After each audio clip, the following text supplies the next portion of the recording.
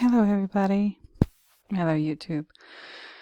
Hello, art history enthusiasts and visual culture aficionados. It's me again, Miss M. And I'm back with yet another video. Today, it's coffee time. So, like I said in a recent post somewhere, I don't remember where, fire up the percolator. Time to fire up the percolator. And if you're not American, you might not know what that means, but because I don't know if my American regulars, you guys, you all know what a percolator is. You do. You just do. Let me just pause to show one to you. Okay, this is the best I could do right now. But these are what percolators look like. This one on the right, no, this is for espresso. But I'm talking about for American coffee. These two on the left, the one on the very left, that is a very old-timey looking model. And this in the center looks a little bit moderner, more modern with the handle and everything. But that's what I mean when I say fire up the percolator. Usually you need to plug those into electricity to make them work. And I had one, wasn't so happy with it. But whatever. But fire up the percolator anyway. Or go to Starbucks, or go to the Coffee Bean, or go to Dietrich's, or wherever you get your coffee. But it's coffee time. It's coffee break time, everybody.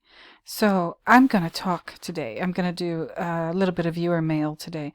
And I recently did this video 1 day ago. There it is. Kubrick's Lolita. That's the title card.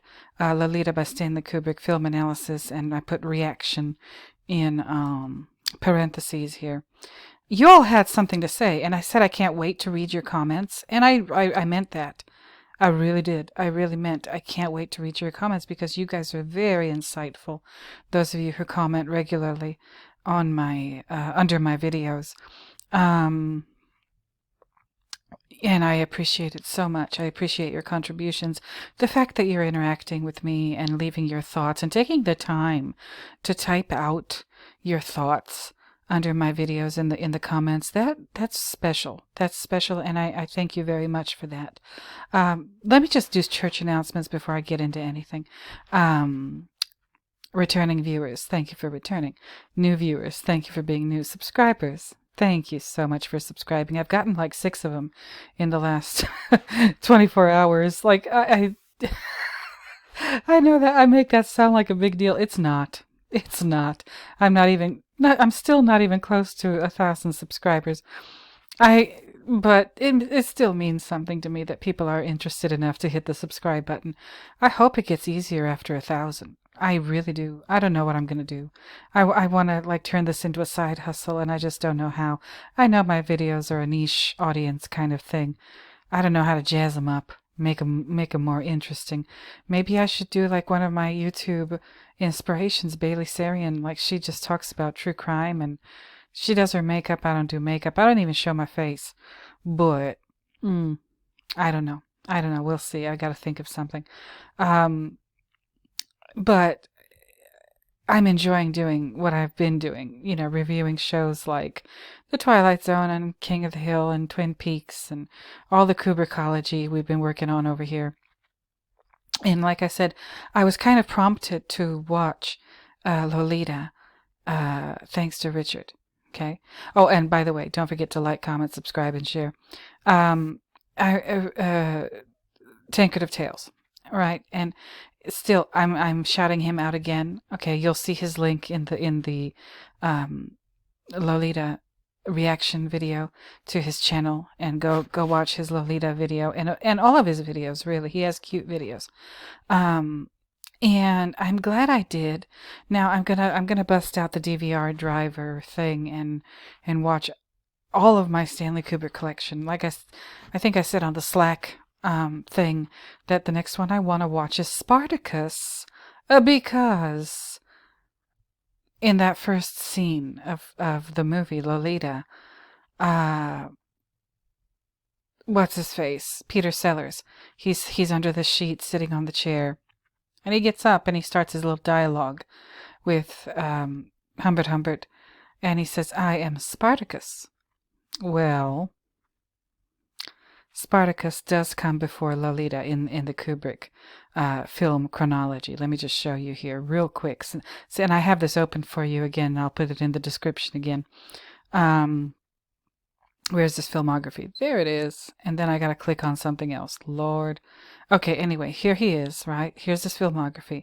So, Lolita's 1962. So it was his 6th film that he made. The first one is Fear and Desire.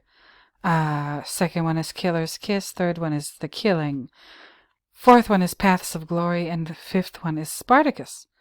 Okay, which both of them, both Paths of Glory and Spartacus, I think have Kirk Douglas, if I'm not mistaken. Yep, he used Kirk Douglas twice in a row in these films. So that's interesting. And Claire Quilty says, I am Spartacus. And that's kind of a famous line, okay, in the history of cinema. I am Spartacus. And I'm assuming it comes from this movie, right? I am Spartacus. And I'm gonna watch Spartacus. Of course, I'm gonna do a reaction video when I do it. I'm gonna do my little art history videos. I've already done an art history video way back. If you scroll down, you'll find it on prehistory, and then I think I did 2 on Mesopotamia. I'm gonna do brand new ones because I just feel like it. So maybe 1 a week. We shall see. But anyway, so yeah, Claire Quilty says, I am Spartacus, when he gets up from the chair, and they have the dialogue and the ping pong and all the shit. And there's a lot of stuff that I want to talk about in the movie. And the more I think about the movie, there's more stuff that I want to talk about. And me being me, this is just the beginning. I mean, when I obsess over something, I obsess over something, as you can see. Like my Shining obsession is still going strong. I'm just taking a little break, from The Shining. I'm coming back to it. Don't worry. We still have much to discuss. But like I said, I want this to be kind of a viewer mail sort of thing, but specifically for the Lolita video. And I wanted to just put you on. Again, don't forget about my blog. I still only have like the 2 real posts, and I never really talked about the letter X thing. Go ahead and read it. And I'll just make it a part of this coffee break. So again, get your coffee, cream, sugar, flavoring, whatever you like in your coffee. None of my business. Decaf, Sanka even. If that's who you are, then that's who you are. Go ahead and drink your Sanka. But I don't judge, really. So I did this essay here that I didn't really talk about, the letter X. And yes, I put up a copy of the Hunter Biden painting Bluebird and Coyote. And it is a picture of a blue bird. And I talked about this painting in one of my Hunter Biden videos. Again, a long time ago when I first started this channel. Y'all do not, I repeat, do not just dismiss Hunter Biden's artwork. He's not a bad artist. He really isn't. And this painting is saying a lot, and he's being very Kubrickian about the way he's saying whatever he's saying in this painting, Bluebird and Coyote. It's based on a myth, a folk tale, a Native American folk tale about a blue bird and a coyote. Okay? So you're going to have to check out that video if you want. Now this, and I put it here because the bluebird, was the symbol of the company that is now called X, owned and I guess ran by Elon Musk. And I said, what the hell are you doing, Elon? And I went in here and I went through the whole thing. X as, a very, very old method of signing a document if you just happen to be illiterate or infirm. And then I got into the Chi-Rho. And it says here, the practice of making X mark signatures originated in the Middle Ages. And to this day, when I just signed a document the other day, and in the signature part of it, it says signature, and the little colon, and there's a little X there to just let you know exactly where to sign. And that X is probably there on most documents because of this practice of, if you happen to be illiterate or you can't really move very well, you can still sign a document. All you have to do is make an X on the line where the signature should go, which is very interesting. It's been around for that long, since the Middle Ages. And I said, what the hell? Okay. And then there's Christianity. Okay. And even in this Middle Ages thing, the X marks signature, it's connected to Christianity. Okay. And when the signer, whoever is signing the document with an X, basically what they were doing when they were putting that X down in the signature spot was they were saying, as I quote here in my little essay, "In Christ's name it is true, and or I assert." It's because the X represented the Christian cross, and it represented the Christian cross for a whole bunch of reasons. I take you through the Chi Rho, okay? The Greek letter Chi and the Greek letter Rho, and they are the first two letters of Christ's name in Greek, Christos, okay? And then the awareness of the symbol dates back to Constantine the First, also known as Constantine the Great. He's the one who had his famous dream where he was told, "In hoc signo vinces," in this sign thou shalt conquer. Okay, and it's been around since then. Now, whether or not I believe Constantine, and whether or not he really had that dream, again, if you know me, if you've been following me, you know I'm suspicious. You know I'm suspicious about that shit. But allegedly, he was told in his dream and shown the Chi Rho, the X, and it looks like an XP. English letters, the Chi Rho looks like an XP, and it's right here. He was shown that XP, Chi Rho, in his dream, and he was told that in this sign that he would conquer. So he was being told by whoever, whatever, in his dream, to use Christian symbolism in order to undertake his conquest. That should scare the shit out of every single last one of us. Okay? That should horrify you. So I didn't put that in my little essay, but I was trying to keep it, all business here. But that should, in this sign thou shalt conquer thing, that should scare the living shit out of you. It really should. And let me know if I need to elaborate on that, why it should scare you. I think it's obvious, but maybe it isn't. I don't know. Anyway, and the Chi Rho is a Christogram. There's a lot of them. That's not the only one. But it's a Christogram, and they are monograms made up of letters abbreviating the name of Jesus Christ. Okay? And they were developed as secret markers for the practice of Christianity during late antiquity, or also that period of time is also called the early Christian period, where Christianity, Christians worshipped literally underground in catacombs. Okay? And then we talk about Saint Cuthbert's coffin quickly. Okay? And Christograms in that case were comprised of Anglo-Saxon runes. So this reached all the way up there in British Isles. Okay. Now I'm still wondering why Elon Musk chose X, and this is not the only company that he's used the X for. He has SpaceX. I think his child that he had with Grimes, I think that the kid's name has an X in it, that don't make no sense, but whatever.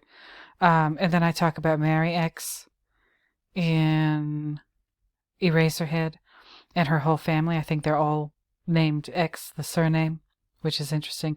I talk about the band X with the lead singer Exene Cervenka. I mean, did they take the name of that band from the X family in Eraserhead? I don't know. But it does have, to me it seems like the X has something to do with identity, or maybe a lack of identity. Okay?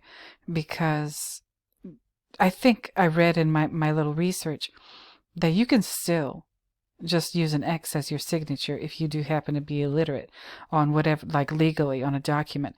However, there's a lot of potential for fraud to happen in a situation like that. So I'm pretty sure there might be, or should be, like maybe it needs to be a notarized thing, like a notary public needs to be present or something like that, to make sure that that person is who they're claiming to be when they make an X signature.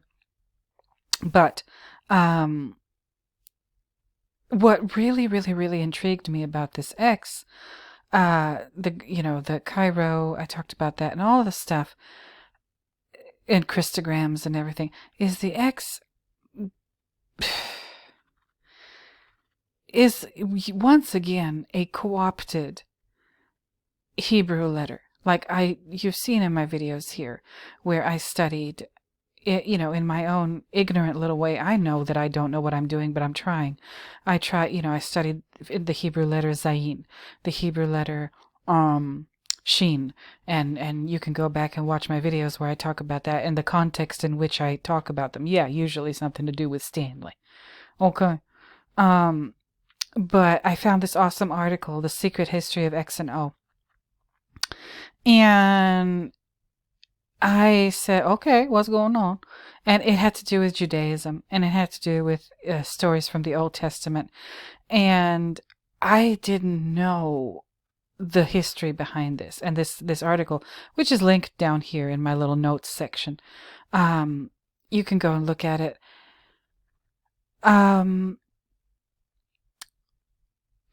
Again, it's co-opted from the Hebrew letter, and I don't know if I'm going to pronounce this correctly or not, but please forgive me if I ruin it. The letter Tav, T-A-W. Sometimes it's spelled T-A-W. Sometimes it's spelled T-A-V. So I assume the W or the V, Tav, T-A-V, right? And where's the darn thing? Hold on. Oh, yeah, there it is. The Secret History of X and O. Again, my search led me back to the Hebrew alphabet. Okay. And there's a Duke University historian quoted in the article named Stephen Goranson, who says the X or Chi from Constantine's infamous dream, in which he is allegedly commanded by God to go forth and conquer with that Christogram's aid, is a symbol that Christians co-opted via Greece that was originally the Hebrew letter Tav. In the article, the Constantine story is characterized as not much more than a speculation as to the origins of the Cairo Christograms, which is really interesting. Now, what role did this play in the place where it's cited here? In the Old Testament, in the book of Ezekiel. And it served as a mark, the letter X, or in Hebrew, the letter Tav, in its original form. Now, the letter Tav, I don't think it looks like that anymore in modern Hebrew. It doesn't really resemble an X or a T, but I think it originally did, way, way, way back when, ancient Hebrew, Phoenician, or what have you. And it was used in the book of Ezekiel as serving as a mark. It served as a mark for the purpose of sorting the good men of Jerusalem from the bad. And again, I have links down there that you can explore. And I'll read this just because it's really, really, really interesting. In a summary of the Old Testament story in the book of Ezekiel, similarly to the Passover lamb's blood, the letter Tav, when applied to human foreheads by angels at God's command, serves as a marker that identifies the men that are worthwhile, quote-unquote, worthwhile to spare, as opposed to those lacking the mark who are deemed, quote-unquote, worthy of annihilation. Oh my. The Tav mark in this story is also described as a shibboleth in visual form, and I talked about shibboleths in my video about the letter Shin. Okay, and I say in this article, I say now, here's where it gets complicated and interesting. The Hebrew letter Tav has origins that predate the modern or ancient Hebrew language. Earlier versions of Tav are found in the Paleo-Hebrew, Phoenician, and Proto-Sinaitic. And the parent language of all of these is ancient Egyptian. It's an ancient Egyptian hieroglyph. And that when you hit the Egyptian language in this kind of search, that's where it gets complicated, because it's very difficult to differentiate a T from an X, because they're basically the same. Like a lowercase t and an X, they're basically the same, except that one is turned the other way. Okay, so it's hard to figure out like exactly what you're dealing with when you're looking at all of these Egyptian hieroglyphs. And I went through the whole thing again. Links are down below. Okay, and so the Egyptian hieroglyphs were organized into manageable categories by somebody who was named Sir Alan Gardiner. And the Egyptian version of X or Tav, according to Gardner, is associated with loaves and cakes. Okay? While, and I write right here, while Tav's Egyptian cousin, a symbol resembling the lowercase letter t, is associated with warfare, hunting, and butchery. Wow. And I of course, my ears just perked right up when I saw that. I said, loaves and cakes. Loaves? You mean like bread? You mean like the body of Christ?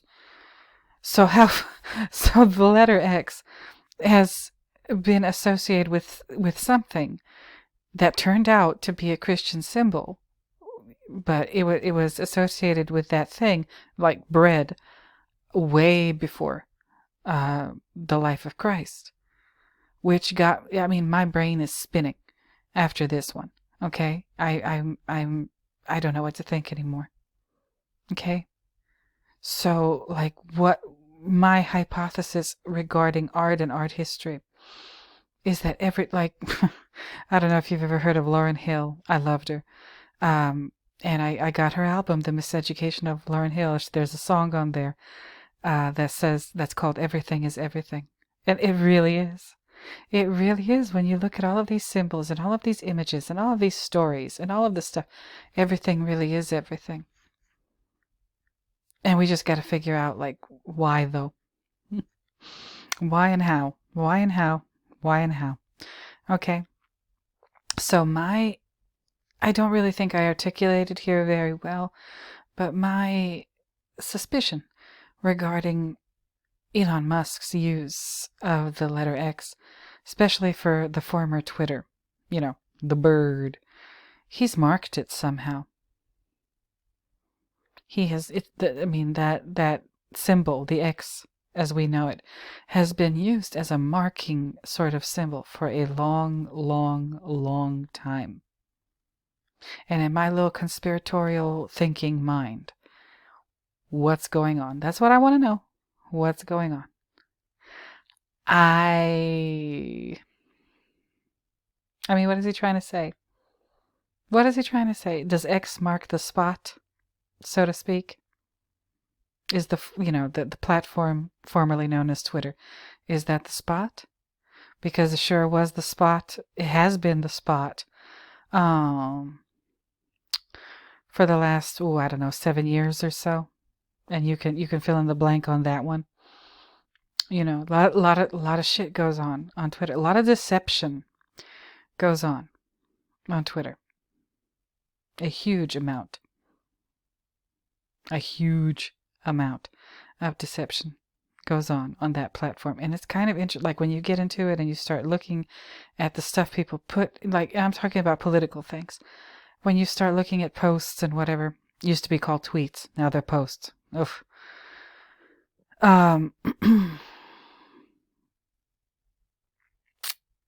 There's some shit going on. And it's very interesting to see like how Elon Musk is handling all of that. That's another video for another time. But anyway, I wanted to go over this pretty quickly, my little letter X essay. Now let's get into viewer mail, y'all. Viewer mail. So I'm going backwards. I'm going to start with the last comment and I'll work my way up to this one here. Um, and as you can see in my sidebar, it recommends my own videos to me. I don't know why it does that. It recommends my own videos, and it recommends Bailey Sarian, who is, like I said, one of my YouTube inspirations. But anyway, maybe I should tag her. I don't know. Anyway, so here we go. I'm going to do viewer mail, the Lolita edition. So Guillermo Ibanez Gomez 3031 says nothing. He just put a little coffee emoji. And I say, yes, un cafecito. That's right. It's time. And today we're really doing coffee. Like, this is for real coffee. I wish I had cookies to give to you to go along with your coffee. But, oh. This user who goes by the name of Prince Crapode 1451 wants subtitles, and it should be up by now. I don't know why YouTube was so slow about closed captioning, but so I'm sorry if that provided any kind of inconvenience. Here's Gershom with his diamond. Thank you, Gershom. And there's another Gershom comment. Lots of names here. That's right. You see, these names, trust and believe. Like, check it out. This is the cast, and the cast has the names of the actors and the characters they're playing. Check out these character names. For example, the nurse woman in the hospital, Nurse Mary Lore.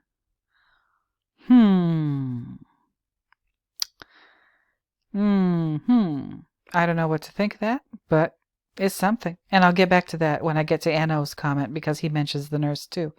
But anyway, Gershom writes lots of names here. Guess what Schiller means? Translated into English from the German, it means shinier. So the man that Dolores ends up marrying, Richard Schiller, and she calls him Dick. She sure does. Dick Schiller. Oh my God. See, I'm not even going to say that out loud. But I think you can figure out what I just thought. But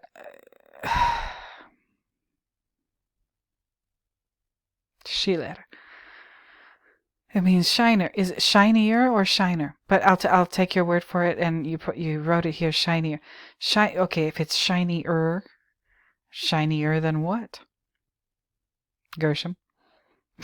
Shinier than the person that she was attached to before she met her husband, Richard Schiller? I don't know. Now, the fact that his last name is Schiller, and that means in German it means shinier. Okay, listen. Stanley went on to make a movie called The Shining. Oh boy. Is that a coincidence? Just a coincidence, and that's that? I don't know. Usually I'm very suspicious of everything. With this particular one, I don't know what to think. I want to be suspicious, but I also don't want to be suspicious unnecessarily. So I got to reel myself in every now and again. But I'm going to keep this in mind, that's for sure. So thank you, Gershom, for bringing this up. And yes, I do like the Sisters of Mercy, okay? There's there's that over there. Anyway, Tankard writes, hello Tankard. The person seen, and I talked about this in my video about when the scene starts where Humbert walks in to the mansion in the beginning of the movie, and you see that male figure moving across the screen, especially on the right side of the screen, and I say, who is that? Now, Richard says the person seen walking by the screen is Stanley Kubrick. Really? I'm going to go ahead and take your word for it too, because I didn't research it, and I'm just going to trust you. Wait a minute. And if that's the case, that the person we see walking by the screen, like that shadow of a person in the very beginning, like right when HH, as Tankard and me call him when we write about him, because it's much easier to write HH than Humbert. If that's really Stanley Kubrick, So what do y'all think? Is that a continuity? What did we say we were going to call them? Tankard. Like, are we? We're not going to call them continuity errors anymore. At least not with regard to Stanley Kubrick. He doesn't make errors. So it's a continuity something. I don't know. I don't know what you said that it should be called. A continuity difference? Is that what you said? I'm trying hard to remember, but I can't right now. But anyway, he says the person seen walking by the screen is Stanley Kubrick, dot, dot, dot, and like the typewriter in The Shining. Yep. Yep. Because, like, if Stanley Kubrick was a fan of Alfred Hitchcock, which I wouldn't be surprised if he was. Alfred Hitchcock was kind of a big deal. Like, Alfred Hitchcock would do his little cameos of himself in his movies. I don't know if he did it in all of them or almost all of them, but like that's kind of what he was known for. He would just like be there for a second in the movie and you just had to be paying attention, I guess. So maybe this is his way of doing that Hitchcock thing of putting himself, the director, into the movie as, like he wants to be a part of it and let you know that he's a part of it and let you know that like he's the one putting this together for you, the viewer. And like and Richard says, or Tankard, he says, and like the typewriter in The Shining. Okay. Yeah, that's what I talked about, and I can't remember which video. Lord help me, I can't remember which video. It's in here somewhere. But I talked about the typewriter in the scene where Jack Torrance is bouncing the ball off the wall in the Colorado Lounge. And everybody always talks about how that typewriter changes color. It goes from like that beige or off-white color to that dark gray color later. And the only time it is that beige color is in the scene where Jack Torrance is playing with the tennis ball. And my hypothesis is that the beige or off-white typewriter, that's Stanley's typewriter. And the Marlboro cigarette in the ashtray, that's Stanley's cigarette too. And so it's from the perspective of the table. And Stanley is, I think the presence of the typewriter is the presence of Stanley watching Jack act like an ass, playing with the tennis ball in the Colorado Lounge. And Stanley is, there's his typewriter and he's the writer of The Shining. I mean, he co-wrote it. He co-wrote the screenplay with Diane Johnson. But the typewriter that Tankard is mentioning here is that typewriter, just like the cameo he's making. If that is him, Stanley Kubrick, that, and if you're right, Richard, I mean, I don't know where you got that info, but I wouldn't be surprised at all if that's what's going on. That's huge. That is big, big, big, enormous. Just the implications. The implications. Okay, so let me keep it going. Richland Law. Hello, Richland Law. I'm very happy to see your comments. I always love your comments. And Richland Law says, can't help but remind one of a certain famous director who fell in love with his stepdaughter. And I didn't know really who you were talking about. And then Tankard's like, Woody Allen? I thought it was his adopted daughter. And I don't, and when you wrote that, Tankard, I was like, wait a minute, did he adopt her? Because I don't know. I don't know if that was just like, if Sun Yi was or is only Mia Farrow's kid, like from her relationship or her marriage to Andre Previn. So, like, I remember watching a documentary about Mia Farrow's life one time, and I remember that part of it. So I don't know, is she adopted or not by Woody Allen? I don't know. I just don't know.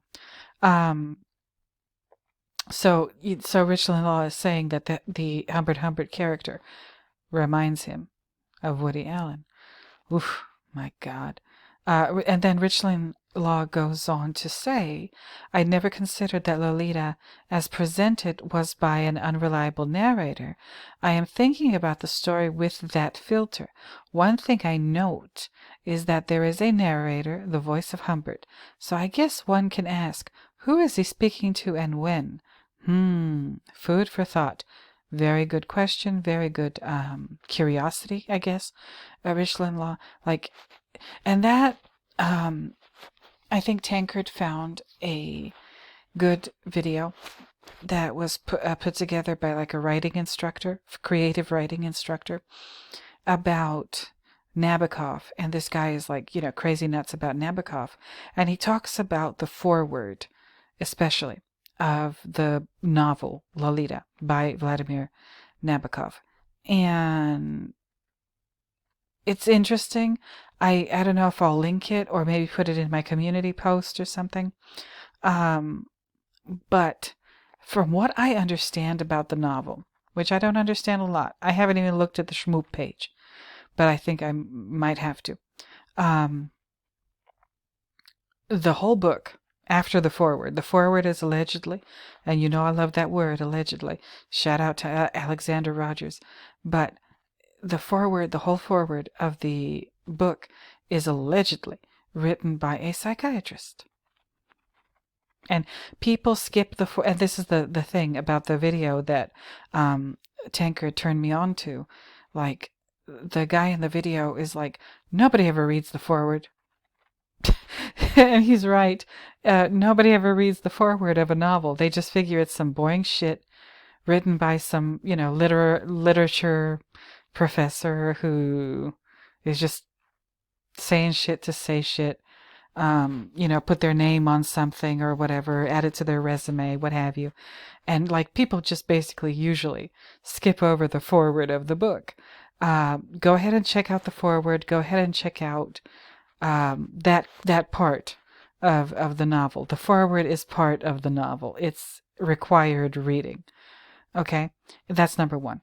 And number two, the rest of the novel after the foreword is allegedly, again, I love that word, but it's allegedly written by the Humbert character, addressing a jury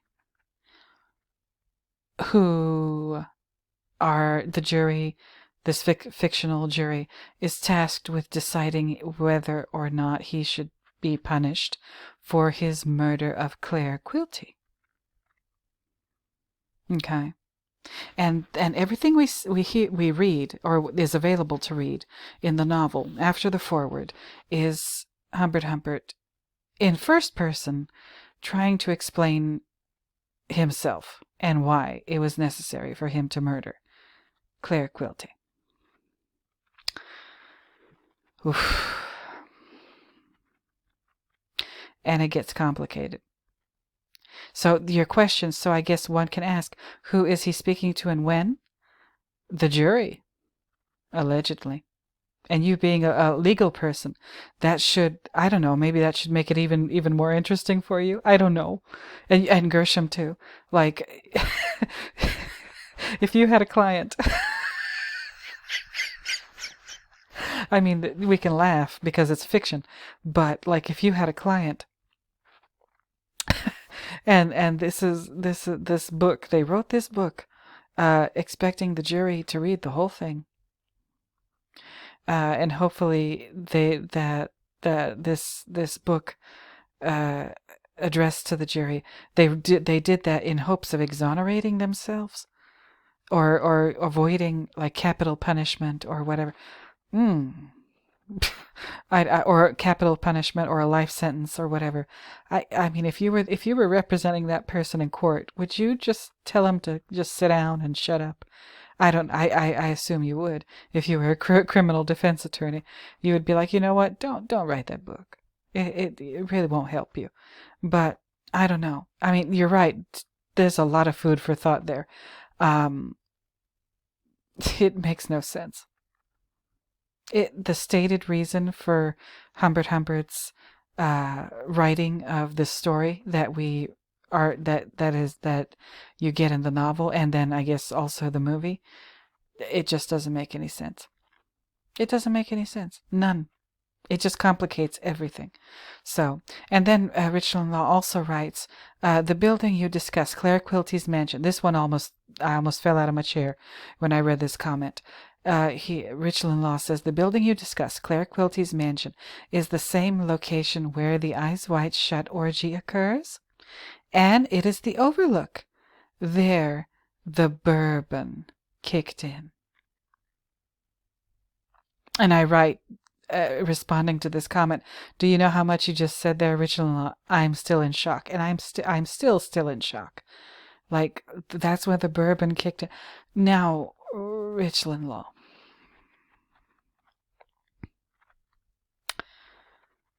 I will have to look up bourbon, and I do not mean necessarily the alcoholic beverage.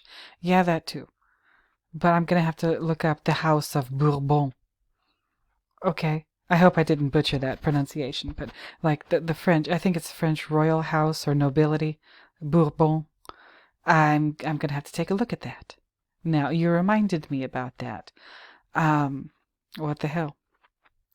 Does the House of Bourbon have anything to do with one of Stanley's unrealized projects?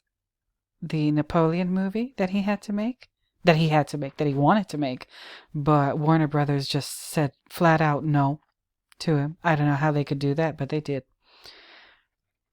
I'm working on some stuff. Okay, I'm working on some stuff, and maybe the House of Bourbon might be involved in that. So thank you for reminding me about that. But he says Claire Quilty, he's saying all three of these buildings in the Kubrick universe are basically the same building, the same location. Quilty's mansion, the house with the weird orgy in Eyes Wide Shut, and the Overlook Hotel. He's saying they're all three the same building, which of course they're not the same building. I mean, that's not what I believe Richard Law means.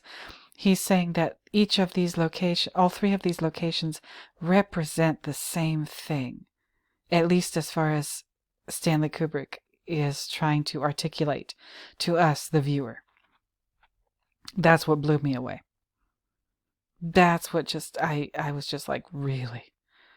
Wow.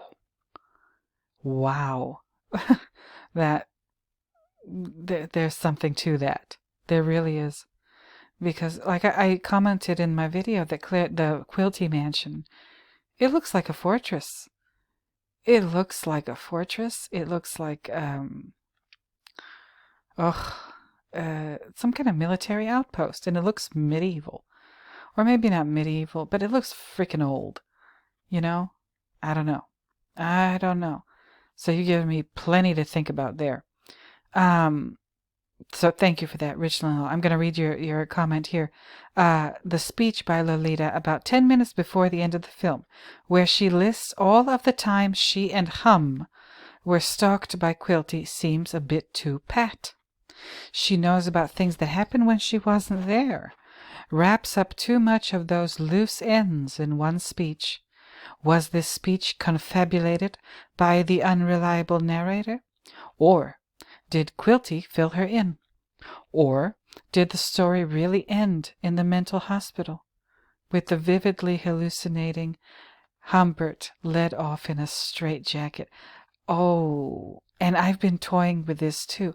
I'm starting to wonder that in addition to being like a P word, you know what I mean, is he also maybe schizophrenic? Like, because he seems so mentally removed from reality. He's an established liar. He's extremely deceptive to everything and everyone around him. And I'm starting, like, I think I wrote on Reddit, in one of the things that Richard Tankard is working on Reddit. I wrote, like, I think I wrote it there. Um, we know he's unreliable. We know that Humbert is unreliable, an unreliable narrator. But my question is, just how unreliable is he? Is he completely slap up the wall crazy? Like completely divorced from anything to do with any kind of reality? Does he know the difference between what's happening in the real world and his own hallucinations? I don't know.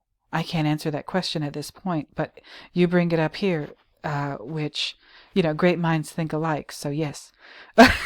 But, and another thing you say here, like, yeah, Dolores is aware of things that happen when that she shouldn't be aware of because she wasn't there. So she lists all of the times she and Hum were stalked by Quilty. And you're thinking like a lawyer. Like, how would she know that? Like, if you were cross-examining her, like, this is exactly what you would ask. Or if you were, cross-examining him or whatever. Like, how would she know? Either he filled her in or she had foreknowledge. So that's one of my, I don't know what to call it. One of the possibilities that I'm turning over in my head. Like, maybe, this is just my opinion. Maybe Dolores and Quilty were working together. Okay, and if you think that's like impossible, or maybe only possible in a work of fiction, but not in the real world, oh no, it is possible. There are plenty of undercover police officers working cases, or police officers, FBI agents, and they don't just bust right in and arrest people right away. No.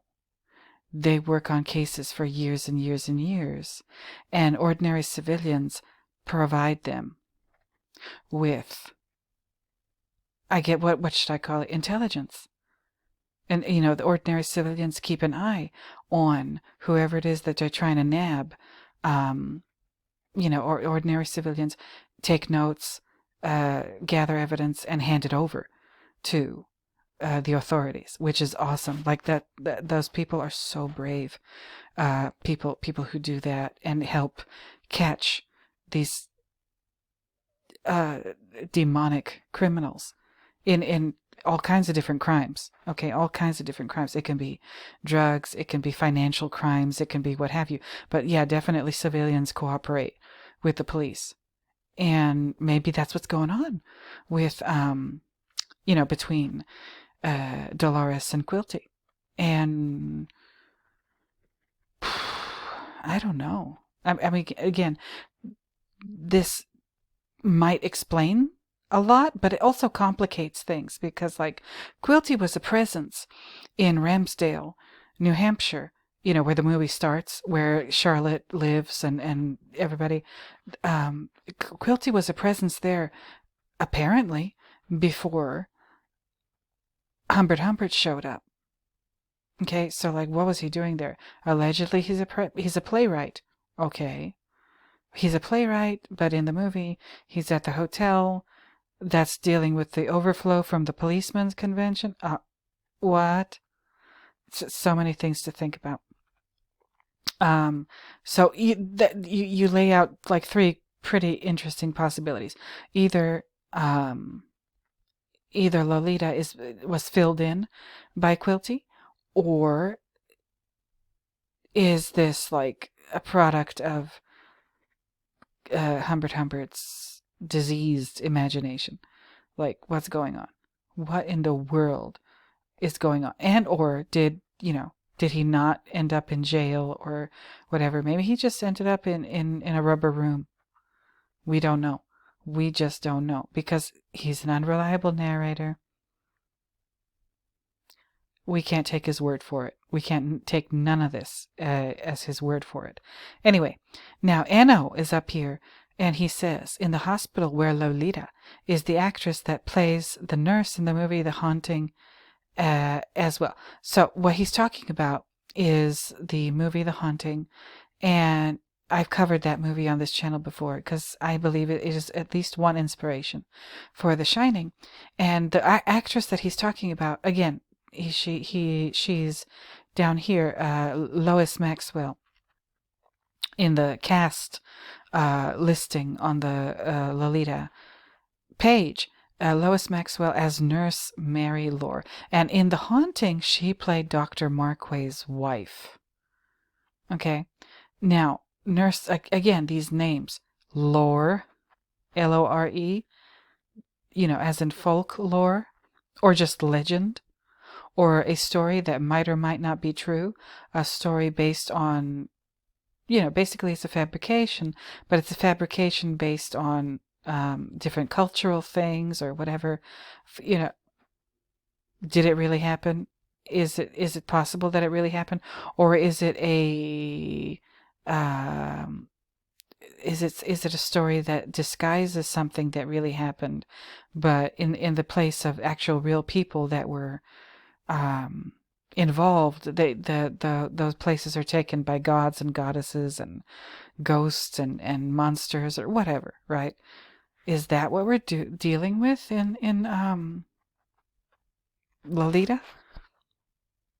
Mary Lore.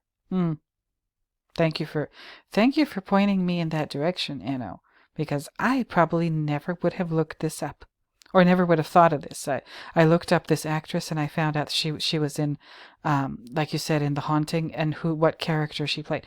Now, The Haunting was released in 1963, and Lolita was released in 1962, but that's okay. It made me look at this character's name, and you could probably, if I look up the word Senf in German, what could I possibly find? I might do that. I might just pause and take a look at what the word Senf in German might mean. Okay, and I thank Anno for his comment. Thank you very much. And also, Anno says, yes, the car Humbert is using seems to be the same we see in The Shining when Jack is going to the Overlook Hotel. Yep. I think it is. I really do. What are the odds? Like, really? And if that is the case, like, what is Stanley trying to say in The Shining by using, basically a carbon copy of that same white, or at least in the black and white movie, it looks like a white station wagon. And Jack Torrance passes it on his way up the mountain. Is he saying, like, that car looks like it's in distress, or it looks like it's on the side of the road, broken down? The white station wagon in The Shining. Is Stanley telling us, okay, you've seen this car before, you've seen this station wagon before in one of my earlier movies, and in my earlier movie it was driven by the villain, and the villain is stuck on this road. The car is, broken down by the side of the road. And it looks like the station wagon in The Shining was on its way to the same place that Jack Torrance was going to. In other words, the Overlook Hotel. What is the meaning behind that, if there is any meaning? And if I'm right about this, I don't know. I just don't know. So, but something definitely, like Richland Law says, food for thought, definitely food for thought. And yes, I'm going to do my food video eventually. And then, thank you again, Anno. And Tankard says, thanks, I made this video because I was hoping to push you into making... He's a little psychologist. He's a little reverse psychologist. He was hoping to push me into making a reaction video. Okay, well, I did. Mission accomplished. When I saw the opening of Lolita and the art, I was thinking Miss M needs to see this. And I'm going to cover this in a future video. I found another article on, what was it called? Idolopolis Press, where the author of that website, a very Kubrick heavy, if not exclusively Kubrickian website, talks about the art in, or one painting in particular in Lolita, the painting that Claire Quilty hides behind as Humbert is shooting him. And that scene just don't make no sense to me, by the way. Tankard, Richard, everybody. Like, as he's shooting Claire Quilty, and he shoots him, and the bullet pierces the painting, and it gets the lady's face in the painting right on the cheek. There's a bullet hole. And he keeps shooting Claire Quilty, like, again and again. And Claire Quilty doesn't scream in pain, which is what I would assume would happen if you got... I've never been shot, thank goodness. But, like, why is he... The things that Claire Quilty is saying while he's getting shot by Humbert make absolutely no sense. He doesn't sound like he's in pain, like real pain, that you would experience from a gunshot wound. He says ridiculous things like, "Oh, that hurts," and he says it just like that. And I was thinking, wait a minute, what? Who says that? Who says that when they're getting shot at? I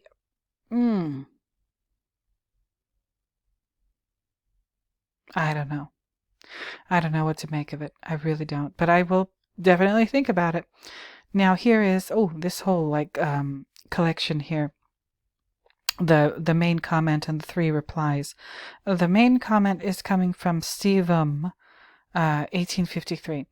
But anyway, so thank you. Yeah, thank you, Tankard. I am glad I watched it, and I'm glad you suggested it, because it's just given me more to think about, and it's adding to my thing that I'm working on with regard to Naps Bonaparte. Okay, so here, Stephen 1853's comment.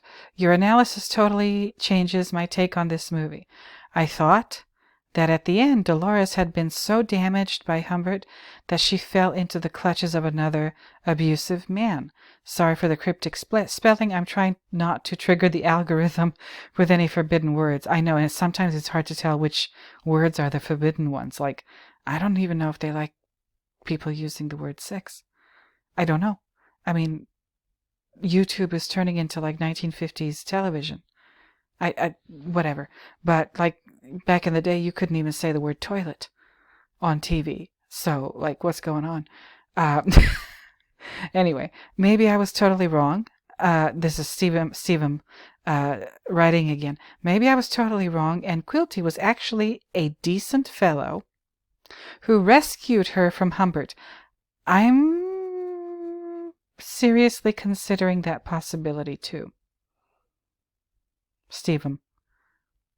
I'm considering that because Quilty's presence in this film doesn't really make sense. Like, none. But yeah, so maybe Stephen writes, maybe I was totally wrong, and Quilty was actually a decent fellow who rescued her, Dolores, from Humbert. The quote-unquote accidental death of Charlotte was always suspicious to me. I'm suspicious about it too. There's like plenty of stuff that don't make no sense with regard to her death. Stephen continues, the image of the clutter in Quilty's mansion, to me, recalls the scattered confetti and streamers in the overlook seen by Jack. It sure does. It sure does. How much of the images in this movie are the product of Humbert's unreliable narration? Ain't no telling. Ain't no telling how many of them are a product of his narration or his hallucinations or whatever. Perhaps even the first shot of Dolores in a suggestive pose and clothing are pure fiction created by Humbert's most unpure imagination. Maybe, but I was just commenting. I think, again, I can't remember where. I think I was PMing Tankard. Like, that pose that you're talking about in the beginning of the movie where he sees Dolores in the garden and she's like sunbathing. I don't know, because most of you, I think, are men, right? I mean, if you see it, you probably are not going to see it in a magazine that men, the kind of magazine that men usually look at that depicts women a lot, such as like a Sports Illustrated or something. But like fashion advertising, or just advertising in general geared towards women for clothes, makeup, apparel, just stuff like that, right? I have started noticing how many times and how often that pose has been reproduced in, like, for example, fashion magazine spreads. That same kind of, I don't even know what to call the way that she's kind of resting on that blanket or towel or whatever in the backyard. The way she's positioned in that scene where she's wearing her bathing suit and the fluffy, like, sun hat and whatever, and those, I don't know what it is, but like, that's not natural. That's not a comfortable way to lay down. And I mean, maybe you can do that for a little while, but your arm is going to get tired pretty quick. So I don't know what to think. I really don't know what to think. It's like, again, photographers for fashion stuff and, fashion magazine and that kind of thing. They have copied imagery from this movie featuring Dolores so many times. And it's like, wait, do these people realize what this movie is about?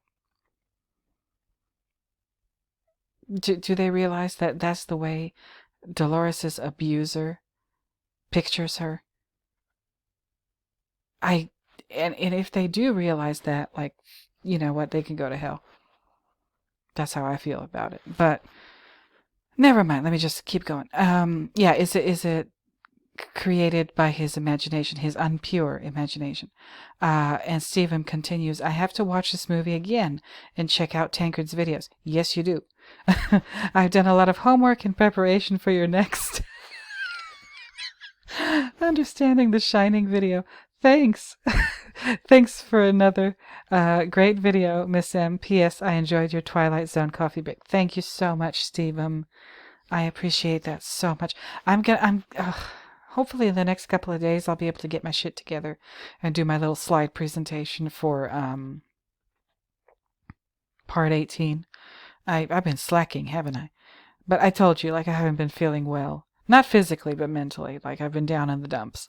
But I'm slowly emerging from my cocoon. So, and here I am doing a coffee break. So, that's a good sign, eh? Anyway, Tankard replies to Stephen, the scene with the toast and the scene with the cot are Humbert's imagination. The toast changes, and the suitcase in the background changes. The second hotel is much darker. Watch the scene without any images. Listen to Dolores' cries and her two breath patterns. I'm so surprised Stanley Kubrick pulled it off during the Hays Code. Oh, wait a minute now. Tankard, I think I have a good idea of what you're suggesting here. And I'm not going to elaborate on it, but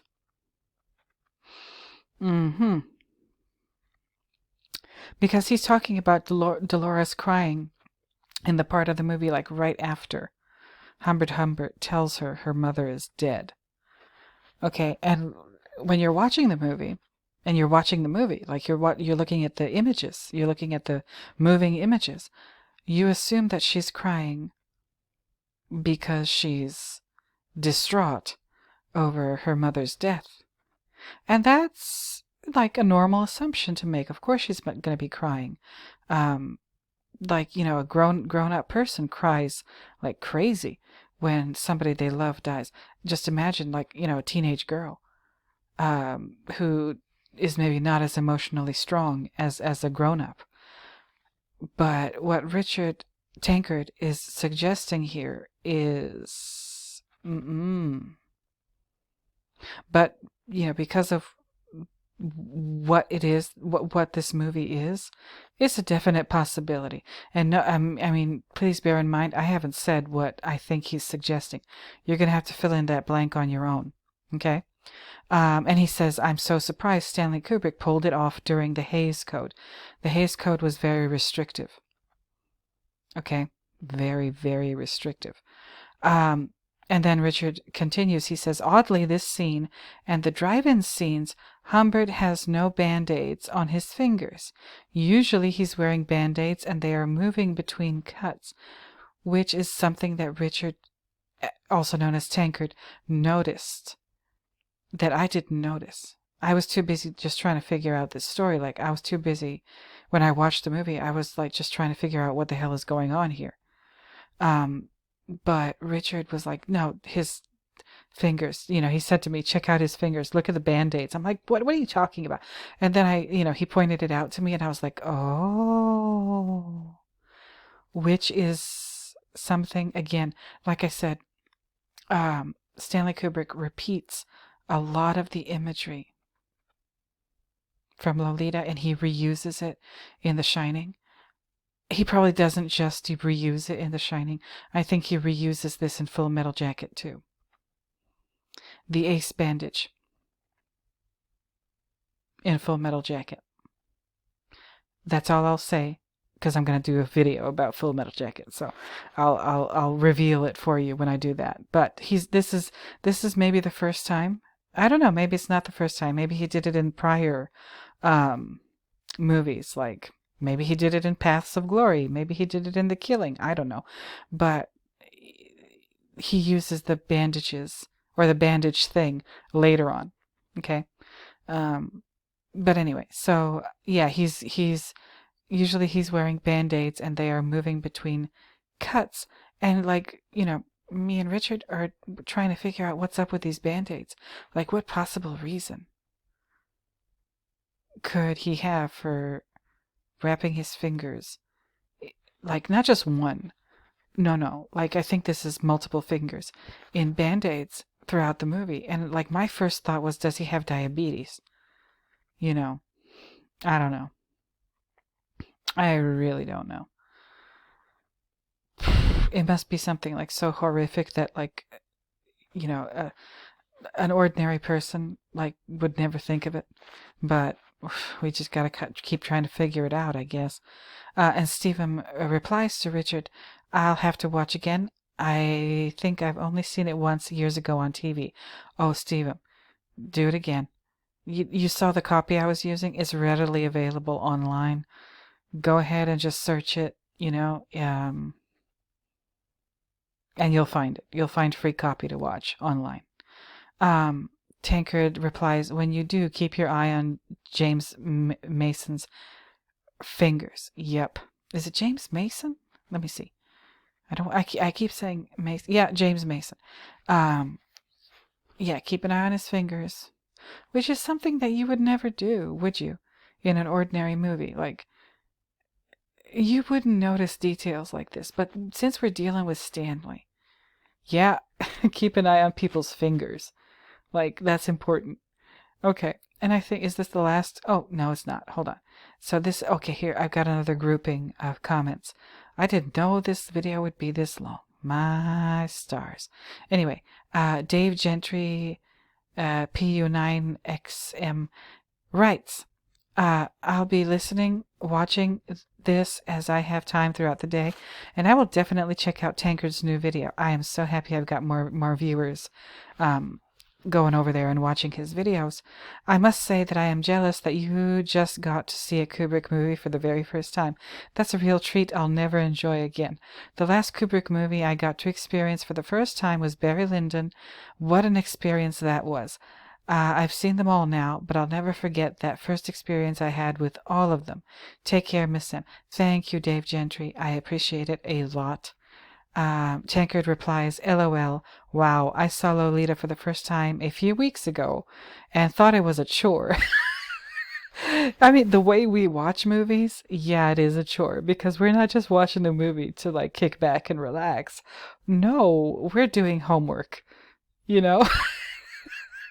Remember back in school, like, okay, back in the 80s, 90s, whatever. For me, the 90s. And like when your teacher said, watch such and such on TV, Like if there was something on TV and your teacher said, watch this documentary or whatever, and it was basically a part of your homework, and you were like, ooh, you were not like, ooh, I get to watch TV. You were like, no, I have to watch this freaking thing for school. Ugh. It's not fun. But it is fun for people like us, and it isn't fun. It's like, it's hard to enjoy it because most of the time when people watch movies or read books for that matter, they get to just forget about shit and just, suspend their disbelief and let the author or the filmmaker or whoever take them on a journey. I don't watch movies that way or read books that way or look at paintings that way. I mean, I do, but I get over it really quick and I'm like, okay, if something intrigues me about it, I say, okay, now I got to get to work and figure out what the hell is going on, because unfortunately my brain is built like that. I can't do anything about it. And I think, Richard, you're very much the same, or similar to me. So you thought it was a chore. I ended up watching the movie 3 times, even showing my wife the movie, and I'm still watching the movie. Oh my goodness. I'm so surprised by this movie. I think this is a true intellectual horror film. I think so too. I think so too, because horror films with all the gore and blood and violence, I mean, it's a spectacle to look at, and I'm sure it gets people's attention, but it doesn't really mimic reality. Like this movie, it kind of does. It mimics like what somebody who's being abducted might go through. That's the scary part. This is probably very true to like a real life abduction situation, which is terrifying. No silly jump scares, that's right. And the monster is close to real. Even today, there are monsters like Humbert. Unfortunately, yeah. And that's why it's important to figure this movie out and study it, because both Nabokov and Kubrick are trying to teach us something, how to spot these monsters, because they're not easy to spot. Like, who was it? Who was it? Like the Addams Family movie with like Angelica Houston and Raul Julia, and who's the little girl who played Wednesday? I think it was Christina Ricci, and this is from the 90s. And I think she went to a costume party or something in the movie, and she's not wearing a costume. She's just dressed like she's always dressed. And they say, why aren't you wearing a costume? Like, what are you supposed to be? And she says, Wednesday Addams says, I'm a serial killer. And the other little girl says, but you look like you always do. You look normal. And she says, yeah, that's right. They do look normal. And that's again with that damn word normal. It's repeated so many times in this movie. And I have my suspicions and my ideas as to why, but whatever. So yeah, like Richard says here, even today there are monsters like Humbert. And Bailey Sarian does, as you can see, all of her videos here, does a lot of videos about stories like that. She's pretty entertaining. Again, she appeals to a certain audience, a certain demographic that I am part of, mostly female. So, currently, okay, Richard, currently he's ranking Lolita right under The Shining and right above 2001. Hold on now. It's under The Shining and it's above 2001. Okay, so Shining is number 1, Lolita's number 2, and 2001 is number 3. Interesting. I think Shining is number 1 too. That's my number 1. I don't know. I think this is number 2 as well. Number 3, I am not sure what gets third place for me in like this Kubrick collection. I just don't know. I really don't know. Full Metal Jacket is a contender. Let's just put it that way. But anyway, Richard says, I also think 2001 is a horror film too. Yep, I believe so. I really think so too. He writes, I'm not sure about Miss M. I think that I think all the pre-Spartacus I have not seen. And the last time I saw Spartacus was closer to 30 years ago. Heck, the last time I saw EWS, Eyes Wide Shut, was in 1999 or 2000, and I believe it was the edited version too. Ay, ay, ay. I need to watch Eyes Wide Shut. I watched the first little part of it, and I was like, oh dear. Oh dear, what is he doing? What is Stanley doing? But I'll get to it eventually. Dave Gentry replies, wow, you guys are slow on the draw on taking in a Kubrick film. Not knocking it. I wish I could have been more patient and strung out my Kubrick film watching over a span of 30 years or so, lol. But when I discovered Kubrick in my teens, I gobbled up as much of it as I could. I held out on seeing Barry Lyndon until 3 years ago, and I was not disappointed. I've watched it twice more since then. Absolutely adore that film. Very underrated in my humble opinion. Lolita I've seen twice, probably going to watch it again now. Awesome. The Shining I've seen countless times, of course, and Eyes Wide Shut I've watched more than any of them.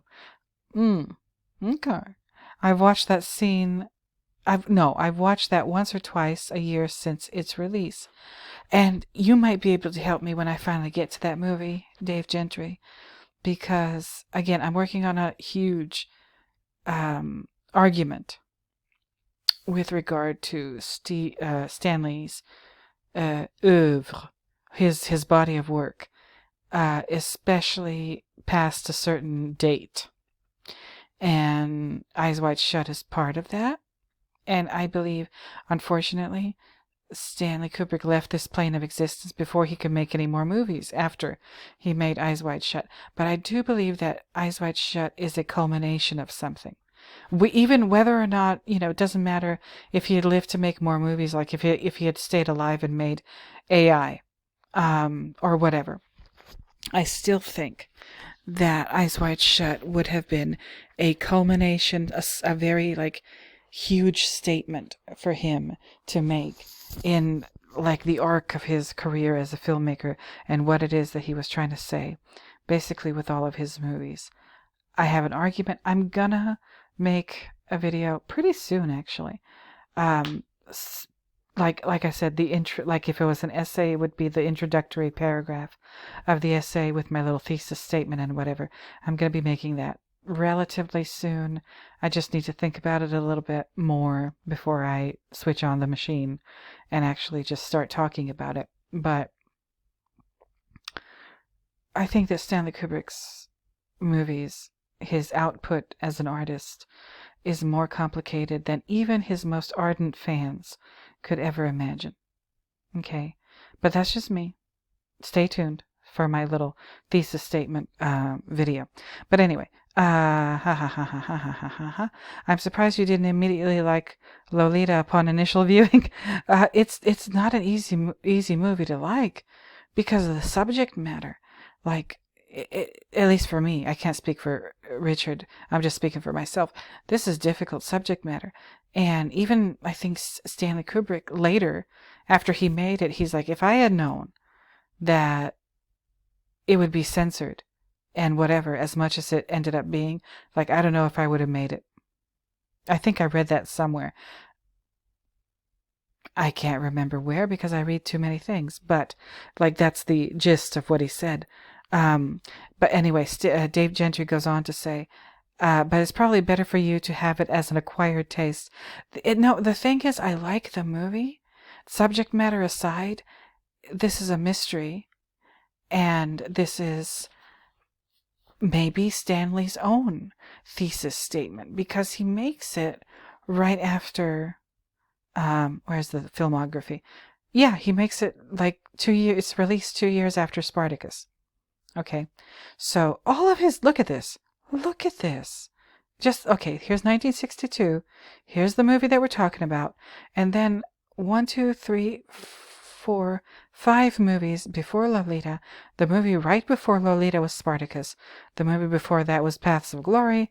The movie before that, The Killing, Killer's Kiss, Fear and Desire. Wait a minute.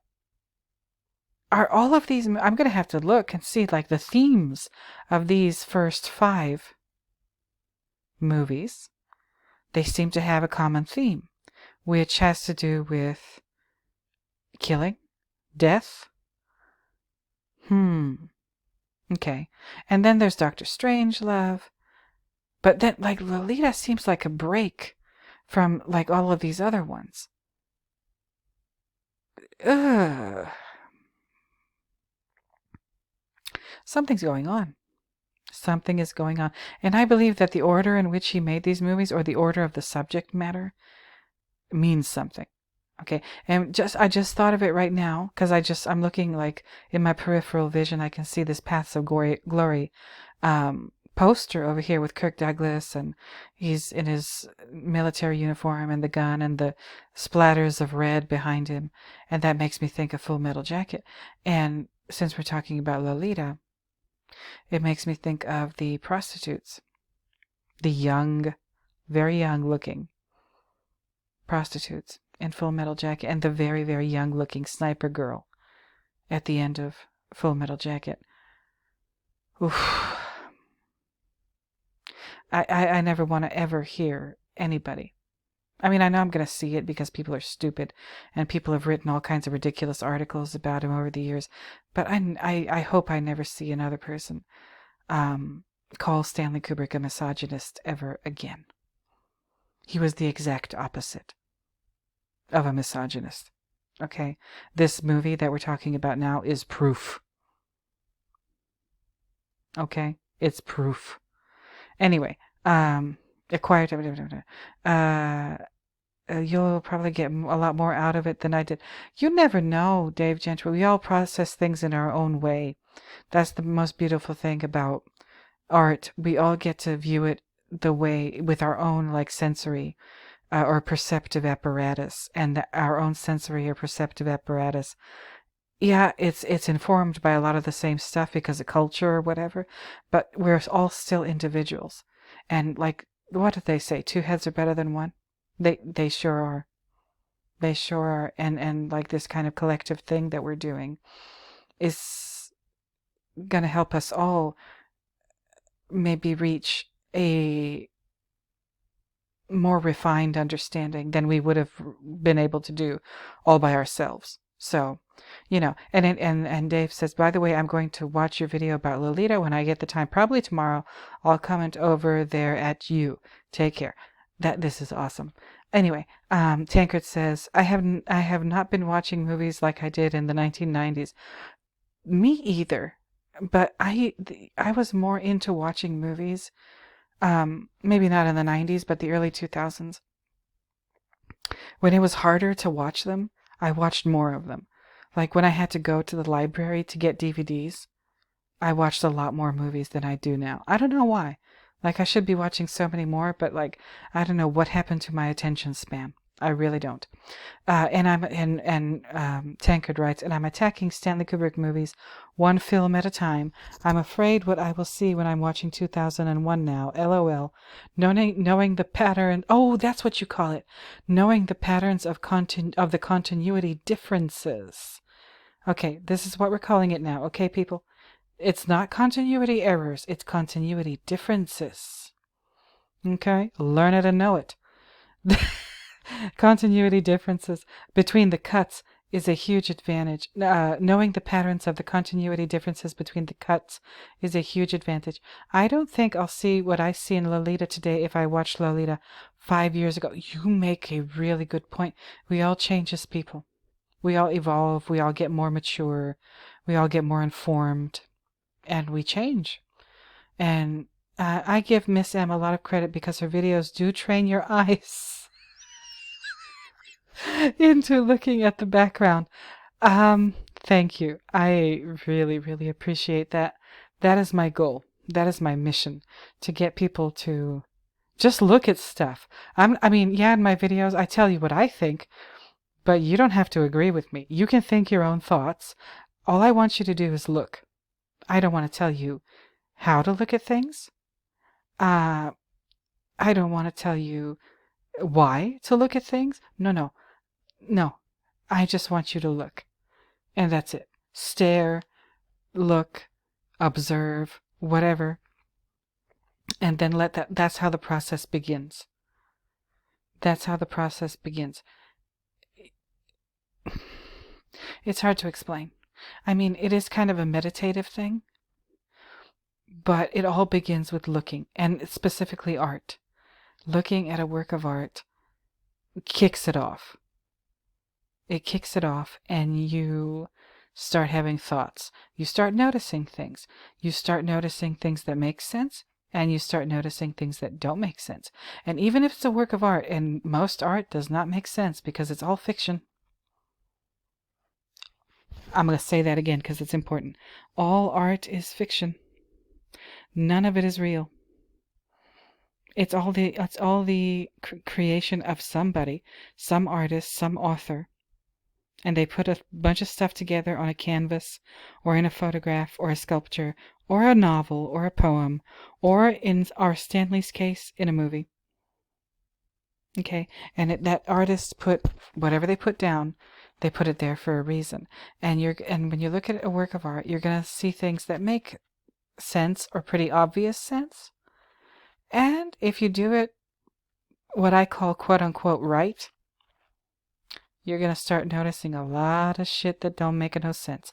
And you're going to have a hard time reconciling those things in your head. And that's where the process of learning really begins for you. You, the individual. Not me. No, I'm on my own journey. I want you to be on your own journey. That's what I want. I just want you to look. I'm not going to tell you what to think. I'm not going to tell you how to think. Nope. I'm just going to tell you to think. That's my only suggestion. Just look and think. That's it. The rest is up to you. Okay? Anyway, thank you, Richard, so much. And you're absolutely right. It's like 5 years ago, you were a different person. I was a different person. Everybody who, I am addressing in this video, we were all different people 5 years ago. I mean, especially 5 years ago. The last 5 years have been tumultuous. Haven't they? With COVID and lockdowns and all the political such and such going on. My goodness. I mean, I hope anybody who lived through that, who's a grown-up, I hope it changed you somehow. Because if it didn't, and you're basically the same person mentally, intellectually, spiritually, whatever, that you were 5 years ago, I just don't know what to say. I just don't know what to say. But anyway, okay, so that's that. Thanks, Richard. Thanks, Dave Gentry. I appreciate it so much. Oh, here's a Gershom. Hello again, Gershom. Wow. Thank you so much for browsing the store on your channel. I love that store. That is the cutest store. I hope you all went over there. And if you can afford it, or, if you want to, get a little something. I started the what would a reasonably prudent person do? Wait a minute. Warped. That's what warped stands for. Oh, for goodness sake. What would a reasonably prudent person do? Is this like what? Oh my God. I remember taking like some class in college taught by an attorney. And it's not reasonable doubt. It was, no. Not the reasonable man. No, this was a political science course. They talked about the reasonable man. What would a reasonably prudent person do? Store for lawyers or people who were just obnoxious know-it-alls. But branched out to shining quotes. More coming soon when I find some time. Yeah, that's the most difficult part. Finding time to do any of this stuff. To do your store, for me to do my videos, Richard for him to do his research and his video. Like, life is going on. You got to do shit. By the way, tomorrow we're gonna get allegedly like doused with tropical storm rain. I've been like worried about it all day. I didn't have time to prepare. They just told us yesterday. We just got a text message here in Los Angeles. We just got a freaking text message yesterday about a tropical storm. And I said, what? What the fuck? And then I was at this grocery store. Was it yesterday? Yeah, it was yesterday. And nobody was panic buying anything. It was a normal day at the grocery store that I go to. Okay? People were just shopping like they normally shop. There was plenty of water. There was plenty of toilet paper. There was everything. I was there for like, what the hell did I buy? Some coffee creamer. What else did I buy? My God, I can't remember. So that now you know how out of sorts I've been. And then I get home, late afternoon, get a text message on my phone from the Los Angeles County such and such about the tropical storm, Hurricane Hillary turning into a tropical storm on its way up to California. And I said, what the hell is this? I couldn't believe my eyes. And I'm just waiting for it to start raining. It's supposed to dump. This storm is supposed to dump rain. They're talking about flooding in the mountains, and they're evacuating. I read in the Times that they're evacuating people from Catalina Island, and I said, "Oh Jesus Christ, this is serious." They're using the ferry boat to evacuate people from an island off the coast of Los Angeles here, the South Bay area. It's called Catalina Island. And I said, oh my God, what the hell is going on? So y'all, maybe when you're watching this or listening to this tomorrow, I'll be like just looking out the window hoping that everything's okay. I don't know. I don't know what's going to happen. I've hunkered down. We shall see. But anyway, hopefully I'll be okay. I don't know. I've never lived through a tropical storm. Never. We barely get any rain down here. It's dry as hell. But well, I'll let you know. I'll let you know in my next video what happens. Oof, let's hope so. Let's hope I let you know. But anyway, okay, so yeah, so it branched out. Yeah, oh, that's what I said. Yes, when you find some time. Me too. When I find some time. My goodness. And Gershom is responding to something I said in the video about the Protect Your Neck. Or the Wu-Tang song, Protect Your Neck. Listen to it, it's a good song. And he says, yes, y'all, you always want to exercise reasonable care over your neck. Oh. I think that's one of my favorite Wu-Tang songs. That and Cream. Cash rules everything around me. Cream. Get the money. Dollar bill, y'all. That's one of my favorites. I work out to that song a whole lot. But that's why I was so tickled when I saw the Protect Your Neck stuff. So no, it was a pleasure to feature your store in one of my videos. I'm very happy to do it. It's an adorable store. You're a wonderful person. Thank you, Gershom. He says thank you again, Miss M. No, thank you, Gershom. He's a wonderful person. So moving on. You know what? Let me actually take a little coffee break. I've got a couple more comments left, and I've been talking for an hour and a half. Oh no, this is gonna be a long one. If you happen to be in the Los Angeles area and you're listening to this tomorrow, I hope this can provide you some comfort when you're watching the storm clouds gather and the rain dumping on all of us. And God, stay safe out there. If I had known, I would have panic bought some shit. I don't know, ice cream, or no, I can't do ice cream. I'm still doing low carb. But I don't know, maybe some pork rinds. I don't know. Or cheese. I just don't know. But anyway, let me take a break. I'll be right back. My mouth is dry. Hold on. All right, I'm back. Okay. So, I was just outside. It's a little after midnight. There are some clouds in the sky. There are. It's a little after midnight. Here I'm in Los Angeles. It's supposed to start raining at about 7 o'clock in the morning. Thank goodness I'm an insomniac, because by the time I fall asleep, who knows? But anyway, and oh yeah, I said I just got done with Gershom's comment. Here's Anno Domini, who has provided me in his comment with the explanation for the name Dolores from Wikipedia. Thank you so much, Anno Domini. I'm going to do what I do best, read from Wikipedia. Thanks to Anno.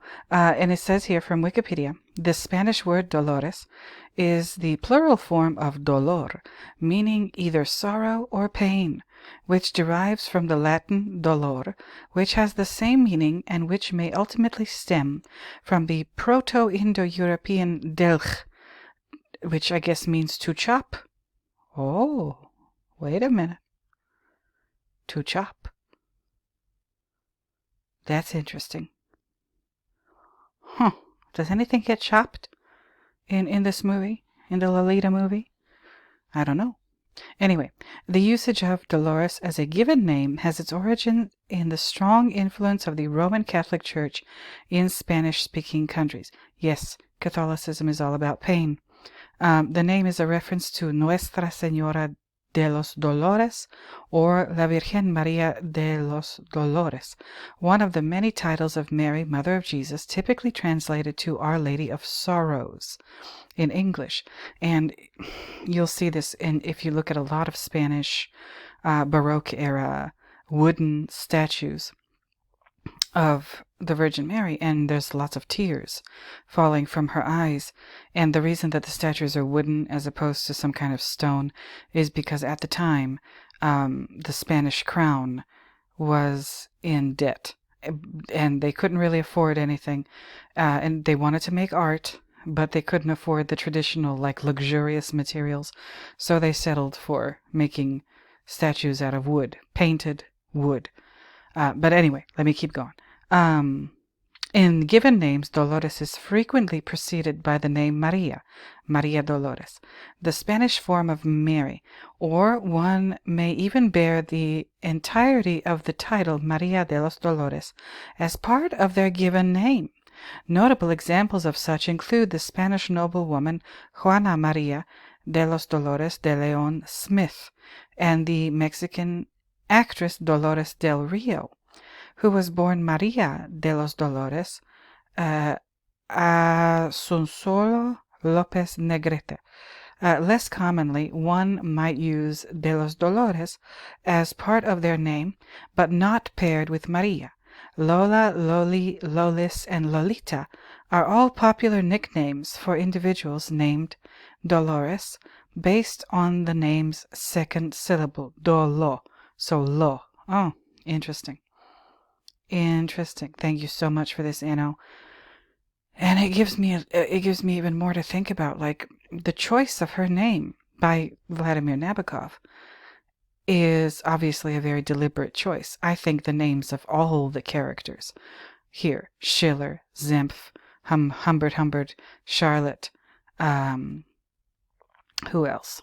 Claire Quilty, all of these people, all of these characters, probably every single last one of them, the choice of their names was probably very, very deliberate, and it's just a matter of figuring out what it is. But for some reason, the character that the movie is named after has to do with pain and sorrow. Interesting. Very, very interesting. So once again, thank you to Anno Domini. Here's Dave Gentry again. There you go. This is a quote. I don't know from where, but it looks like a quote. Those who traffic in culture are wannabe rich scumbags who create monsters through quote-unquote art. Stanley Kubrick's Lolita. I need to check where that's from, because is that from the movie, and I just missed it?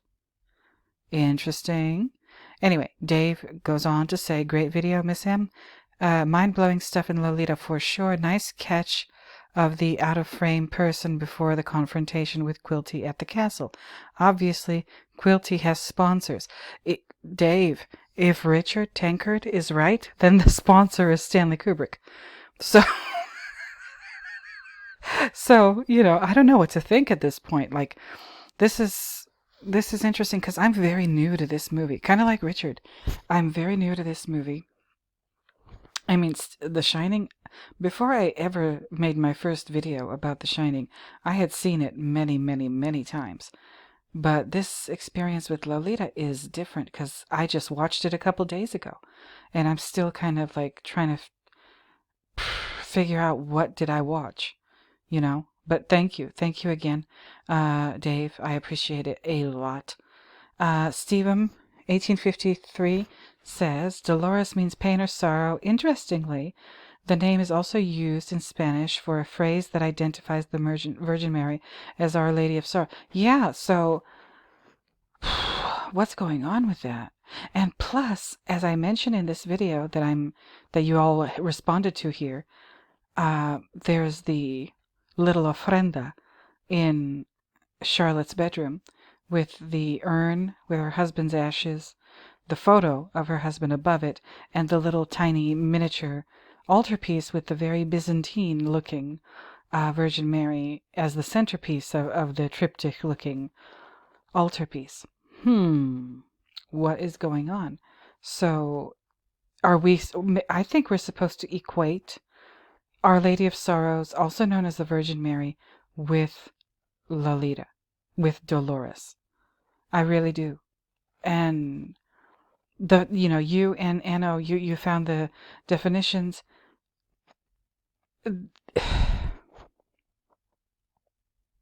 It looks like, maybe I'm wrong, but I'm just like speculating out loud. I'm thinking like maybe Dolores's whole life has been painful because her when she was very young, 7 years old, her father died. And we don't know what kind of person her father was. Maybe he was not a very nice person. We don't know. And then, her mother, the way she's presented in the movie, I know it's through Humbert Humbert's perspective, but her mother seems a little, I don't know, selfish. So she has a mother like that. We don't know what the father was like. And then here comes Humbert Humbert into her life. Like her whole life, she's been surrounded by, maybe, possibly, I'm speculating, maybe her whole life she's been surrounded by people who, just don't care about her or are very selfish and only use her and abuse her. And her life is filled with dolor, pain. I don't know. I don't know. I'm just thinking out loud. But thank you, Stephen. This is from an account, Wrestle Deep. It says, great clip. There is a theory that states Claire Quilty does not exist. He is a figment of Humbert's imagination. In the novel, Humbert always would bring up how moral he was. So it does make sense that he should have a quote-unquote double or mirror image of himself who he can blame as being evil, quote-unquote evil, and play the role of his antagonist. So you're saying he has a split personality? Which would not surprise me. I'm wondering. But anyway, let me continue.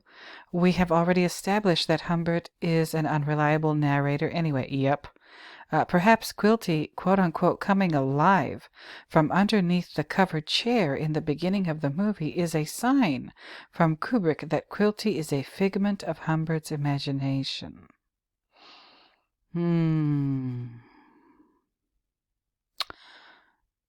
There's so many things to think about here. Okay, so I don't know what to think at this point. You could be right about this theory that Claire Quilty is just one aspect of Humbert Humbert's personality, or maybe Claire Quilty is maybe like, who said it down here? Where is it? Yeah, maybe like Stephen said. Is this Stephen? Yeah, Stephen.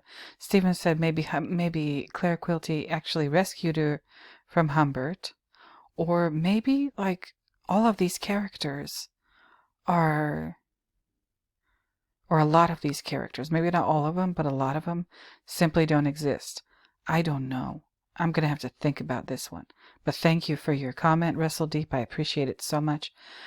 Last comment, as of right now anyway, is from Tankard, very appropriately. He's the reason that I watched this movie.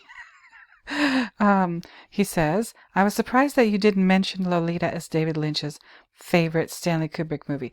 I didn't in my video, but I did put that clip on my community page where I don't know if he says in this clip that it's his favorite, but it says David Lynch discusses the Stanley Kubrick film Lolita. He has nothing but good things to say about it. So go to my community page and check this out if you're interested. But yeah, no, I didn't think to put it in the video because I was like too busy trying to figure out the movie. Originally, this is Tankard talking again. Originally, I thought David Lynch was trolling us. You know what? Let me read your whole comment and then I'll say what I have to say. Originally, I thought David Lynch was trolling us. When I saw Lolita, I understood why David Lynch liked the movie so much. I understood why he stood on that hilltop and shouted Lolita, while others would be saying The Shining, 2001, Clockwork, Doctor Strangelove, FMJ. I think was before EWS, Eyes Wide Shut. I think Lolita is one of the most realistic horror movies on film. This is the wolf in sheep's clothing. Now, that's interesting that you say that, because for some reason this does remind me of Little Red Riding Hood. It really does. I don't know what about it, but something about this movie and the Lolita Dolores character, she just seems like, yeah, Little Red Riding Hood, and Humbert Humbert seems like the big bad wolf. Absolutely. This is stranger danger for sure, because it really doesn't make sense. Nobody in this town knows him, but they all just accept him kind of unquestioningly. The first one who accepts him is Dolores' mother, Charlotte. But whatever. This is what happens when nobody is paying attention. Yup. Because he's really good at making himself look normal. Or at least he wants us to believe he's good at making himself look normal. I don't know. And naturally, the story is told by a twisted freak because he wants you to believe he's the victim. Yup. That's exactly what the whole book is about. He wants you to believe Dolores has forgiven him. He wants you to think Dolores needed him. Humbert wants you to believe he gave Dolores money, even though it was Dolores's money. All very good points, Tankard. All very, very, very good points. Now, what I was going to say, you started out talking about David Lynch. And this... You know how David Lynch, this is his favorite Kubrick movie,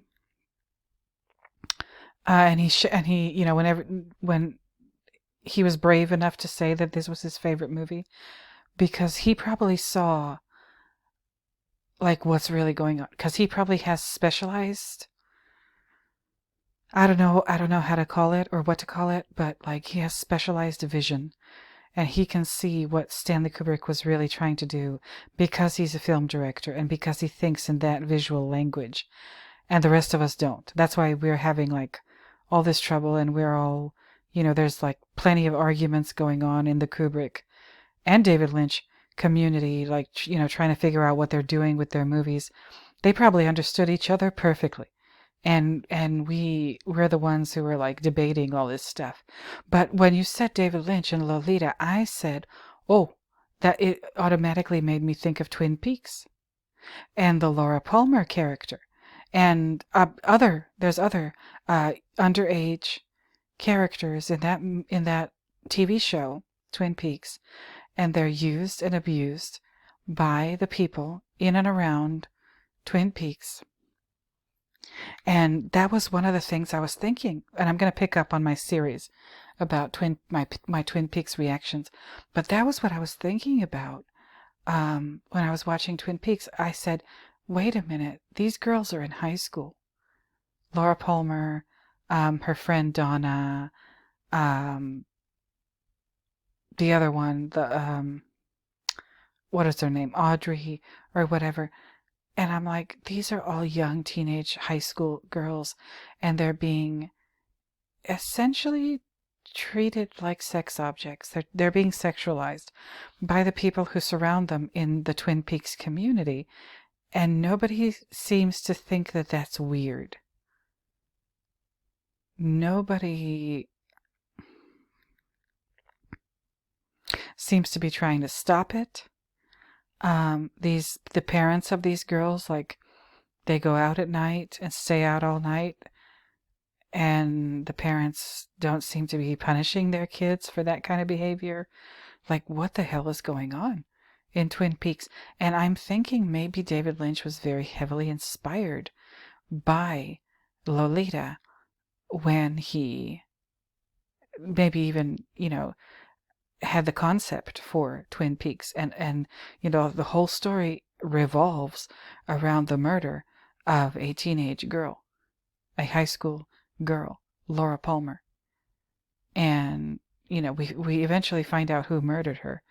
But it's like, yeah, we find out who murdered her, but it was the one person who's, I guess,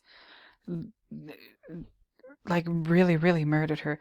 But the people surrounding them also contributed to it, because they either turned a blind eye or they were actively involved in criminal activity that Laura Palmer was involved in, and whatever. But this is just me thinking out loud about Twin Peaks and how it might be, in my opinion, might be at least partially inspired by the movie Lolita.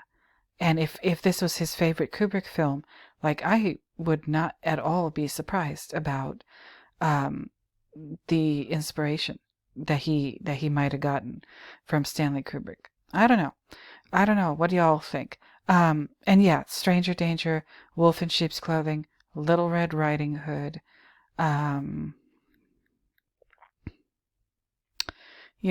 There's a lot to talk about. There's a lot to think about. And I really want to, I want to do in my own way, like, a visual deep dive of the movie. But I don't want to do what I'm doing with The Shining, with my frame by frame analysis of The Shining. But I want to do something. And I don't know how I'm going to do it. I'm going to have to bust out my DVD player and, like, just sit down and spend some time with it. I don't know. And analyzing the characters and whatever. Something is going on. Something is going on in this movie, and Stanley Kubrick, said something so huge in this movie that he continued to say in his movies after this one, and nobody was maybe paying attention. Nobody was paying attention. So, there's elements of Lolita, I believe, in probably, like, all of his movies, but especially The Shining, and I think especially maybe Eyes Wide Shut. Like, I don't know, you guys. But I have taken up a large amount of your guys' time with my rambling. But, I hope you enjoyed it. I hope you enjoyed the coffee break. I hope you drank a bunch of coffee. And, hope you made good use of your percolator. Whether you drank straight up American coffee, espresso, Cuban coffee, Turkish coffee, a latte, a macchiato, a double macchiato, a cappuccino, a frappuccino, whatever you're into. So, you guys, thank you so much for joining me for this coffee break. I appreciate it so much. I appreciate all the comments so very, very much. I'm going to be back again. I don't know what I'm going to talk about.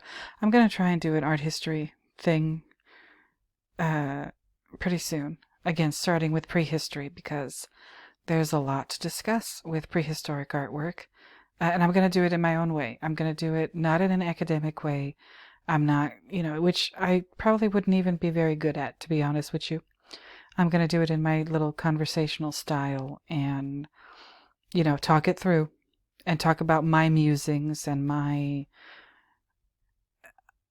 reaction, my perception of, in the case of the video that I'm going to make first, prehistoric art. I think that prehistoric art sets the tone for all art that comes after it. I really do. I really, really, really, really, really, really do. So you guys stay tuned for that. Stay tuned for the next Understanding the Shining video. Um, and yeah, so once again, thank you. I'll reiterate my church announcements. Returning viewers, thank you for returning. New viewers, thank you for being new. Subscribers, thank you for subscribing. Don't forget to like, comment, subscribe, and share the videos if you know anybody who might enjoy this kind of thing. And until next time, hopefully tomorrow if it doesn't rain too hard. Until the next time when I find yet another reason to talk at you, I'm going to go ahead and bid you bye bye. So, bye bye, everybody.